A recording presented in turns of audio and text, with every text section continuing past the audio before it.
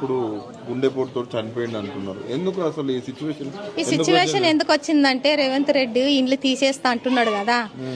ఈ ఇన్ని సంవత్సరాలు 40-50 ఏళ్ల నుంచి మేము ఇక్కడ ఉంటున్నాము. పిట్ట కదా పుల్ల తెచ్చుకొని ఎట్లా గూడు కట్టుకుంటుందో మేము కష్టపడి అట్లా గూడు కట్టుకున్నాం. ఇప్పుడు సడన్ వచ్చి తీసేస్తాము అని అంటే ఇది ఎట్లా న్యాయం? ఆయనకి న్యాయం అవుతుందా రేవంత్ రెడ్డికి? మేము ఎక్కడ పోవాలి? మాకు ఒకరొకరికి 4-3 పిల్లలు ఉన్నారు. మేము కట్టుకున్న అప్పులు కూడా ఇంకా తీరలేదు, అప్పులే కడుతున్నాం. ఇప్పుడు అప్పులోడు వచ్చి ఇంటి ముందర నిలబడుతున్నాడు. మాకు మీ ఇల్లు పోతాయంట కదా, మీరు అప్పు ఎట్లా కడతారు, మాకు అప్పు కట్టండి అని. ఆ అప్పు టెన్షన్ తోటి మేము కూడా చచ్చిపోవాలా?